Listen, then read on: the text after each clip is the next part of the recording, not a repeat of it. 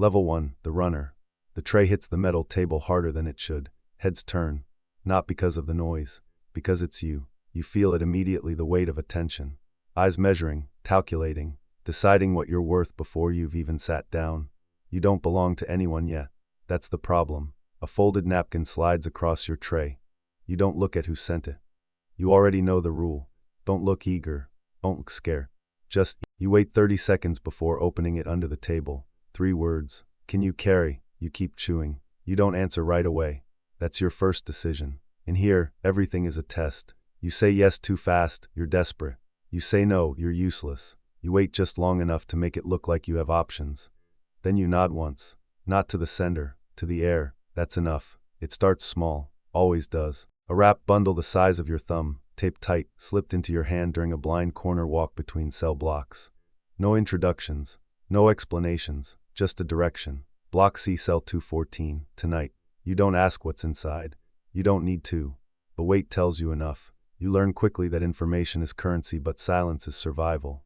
The first time, your heart won't slow down. Every guard looks like they already know. Every camera feels personal. You walk too stiff, too aware. That's dangerous. In here, nervous stands out more than guilt. You force yourself to yawn, scratch your neck, blend in. You make the drop. No words, just a handoff through the bars, quick and clean. You don't even see the face clearly. You leave. Payment doesn't come as money. Not yet. It comes as protection. A better seat in the common area. People giving you space instead of taking it. No one cuts your line. No one tests you. That's how you know you did it right. You're not valuable, but you're useful. There's a difference. You start to understand the system. Nothing moves without permission. Everything belongs to someone. Drugs are just the surface. Underneath, it's about control. Who controls supply? Who controls access? Who controls fear?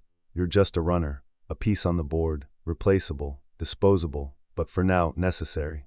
The second job comes faster than the third. You stop counting. You stop thinking about what happens if you get caught. Because you realize something worse. If you stop, you don't get caught. You get removed. You sleep lighter now. Not because of fear. Because of purpose. And that's how it starts. Level 2, the trusted hand. The guard shakes down your cell at 6:40 am routine. Random.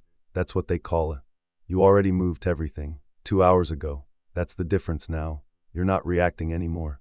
You're anticipating. You don't carry as much. But what you carry matters more. Higher quality. Better packaging. Cleaner rots. You're given timing windows. Specific guards to avoid. Specific ones who don't care. You start recognizing patterns. Who looks the other way. Who washes too closely. Who can be bought. They start talking to you now. Not like before. Not commands. Conversations. Short.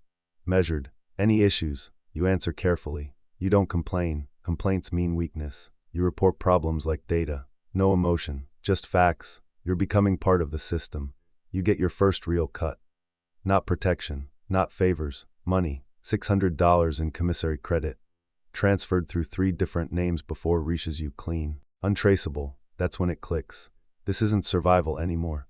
This is business. You upgrade your position. Better food. Better clothes. Better access. People start approaching you. Not the other way around. They ask for things. You don't say yes immediately. You learn that. Delay creates value, but there's a cost. There's always a cost. A guy gets caught with product you moved. He talks. Not everything, just enough. Now there's pressure. Not from guards, from above you. Fix it. That's all they say. No instructions, just expectation. You find the guy. He looks smaller now. Fear does that. He tries to explain. You don't let him. Because you understand something new.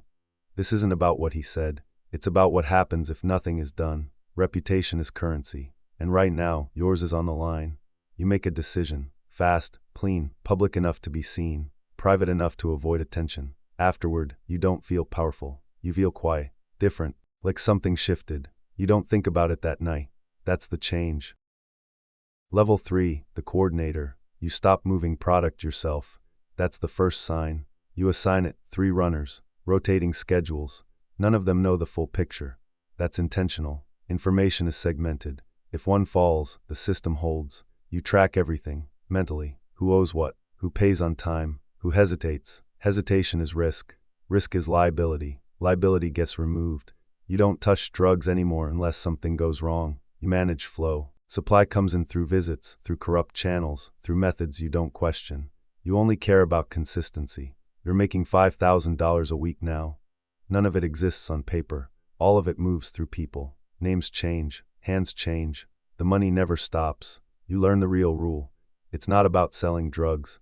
It's about controlling access. You decide who gets product, who doesn't, who waits, who pays more. Scarcity isn't a problem. It's a tool. You start building loyalty.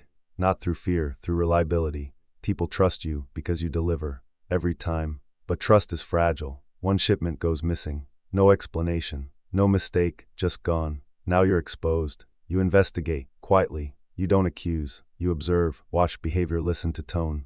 People reveal themselves under pressure. You find the weak link. Not the thief, the one who allowed it. Negligence is worse than betrayal. Betrayal is clear. Negligence spreads. You handle it, efficiently. No emotion. That's the key now. You're not reacting. You're maintaining order. At night, you realize something. You don't remember the last time you felt nervous. Only alert. Only aware. Only calculating. You're not part of the system anymore. You're shaping it. Level 4, the operator. You have a name now. Not your real one. The one people use when they lower their voice. Talk to him. Check with him. Don't move anything without him. You oversee multiple blocks. Different crews. Different dynamics. Same rules. You standardize operations, pricing, distribution, penalties. Consistency builds control. You don't tolerate chaos. Chaos attracts attention. Attention brings lockdowns. Lockdowns kill business. You start negotiating, not just managing. Other groups, other territories. You don't expand aggressively. You expand strategically. Partnerships over conflict. Most of the time, you meet with another operator. Neutral ground, 2 benches. No guards nearby. No weapons visible. But everyone knows they're there. You talk numbers, supply rots, shared profits, temporary alliances. Nothing is permanent. Everything is transactional. You walk away with a deal. Not because you trust him. Because you understand him. That's more valuable. You're making $15,000 a week now. Your network runs without you for hours at a time. Sometimes days. That's the goal. Self-sustaining systems. But with scale comes pressure. A major shipment gets intercepted. This isn't small. This is months of planning, gone. Now the system shakes. People panic. Prices spike. Tension builds. This is where leaders are defined. You don't react immediately. You wait. Let the noise settle. And you act. You cut supply intentionally. Create artificial scarcity. Prices rise. Demand increases. You recover losses in 2 weeks. That's when you understand. Control isn't about avoiding loss. It's about controlling the response to it. You sleep less now. Not because you have to. Because your mind doesn't turn off. You're always running scenarios. Always adjusting. Always ahead, or trying to be. Level 5, the broker. You don't run territory anymore. You connect them. Your power isn't in product. It's in relationships. Different groups rely on you. Not for supply. For access, information, coordination. You know who's getting what. When, from where, at what price. You don't hold inventory. You move influence. Conflicts come to you before they escalate. Because you're neutral. Or at least, you appear that way. You resolve disputes. Set terms. Enforce outcomes. Not with violence. With leverage. You know secrets.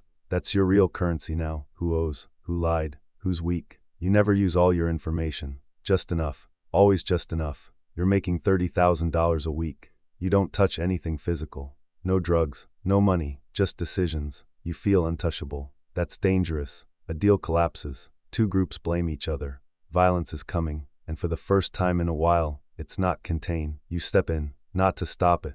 Control it. You allow a small conflict. Calculated. Limited. Just enough to release pressure. Then you end it. Everyone loses something. No one loses everything. That's the balance. But something shifts. You notice it. People don't look at you the same. Not just respect. Expectation. They rely on you now. Too much. If you disappear, the system fractures. That realization doesn't feel powerful. It feels heavy. Level 6, the authority. You don't attend meetings. Meetings come to you. Your name settles disputes before they start. Your approval determines movement. Your silence stops it. You control multiple facilities now. Not directly, through layers, operators, coordinators, runners. Each level insulated. Each level loyal. You don't enforce rules anymore. You define them, pricing structures, territory boundaries, conflict protocols. Everything traces back to you. You're making over $70,000 a week.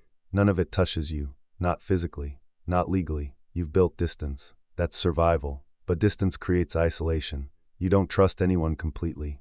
Not anymore. You can't. Loyalty exists. But it's conditional. Always has been. Now you see it clearly. A key operator gets arrested. Outside contact. Information risk. You act immediately. Cut connections. Reroute everything. Erase links. He calls. Tries to reach you. You don't answer. That's the rule now. No loose ends. No emotional decisions. You hear what happens to him later. You don't verify. You don't need to. You feel something. Brief.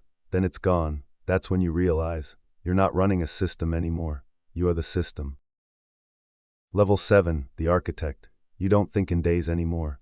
You think in months, years. Your network is automated. Processes, redundancies, fail-safes. You can remove yourself for a week. Nothing changes. That's design. You influence things beyond prison now. External suppliers, financial channels, legal buffers. You've built something that exists without you, but still belongs to you. You rarely move. Physically, you don't need to. Information comes to you constantly. You spend more time thinking than acting. Where are the vulnerabilities? Where are the expansions? Where are the threats you don't see yet? That's your focus. You're making more money than you can track. It stopped mattering. Control is the objective now. Not profit. But control is an illusion. You know that. A disruption hits. Not internal, external, policy change, new enforcement, different system, things you don't control. For the first time in a long time, you feel it. Uncertainty. You adapt slowly, carefully, but you understand something deeper now. No system is permanent. Not even yours. Level 8, the ghost. You don't give orders anymore. You suggest outcomes, and they happen. People say your name less, not out of disrespect, out of caution. You're not visible, not traceable, not reachable, but everything still moves. Because of you, or because of what you built. You spend long hours in silence, not planning, not reacting, just observing. You think about the beginning, not with nostalgia, with clarity. You see every decision, every compromise, every shift. You understand the cost now. You have power, total, within this world, but no freedom, no trust, no exit. If you leave, it collapses. If it collapses, you don't leave. That's the final equation. You're not at the top. You're inside the structure, permanent. A rumor spreads, new inmate, young, unknown. You don't react, but you pay attention. They say he made a move on his first day, took a risk, tarried something he shouldn't have. You recognize it immediately. Level 1. Somewhere, a tray hits a metal table. Heads turn. A folded napkin slides across. He thinks it's a chose. It isn't, and you already know how it ends.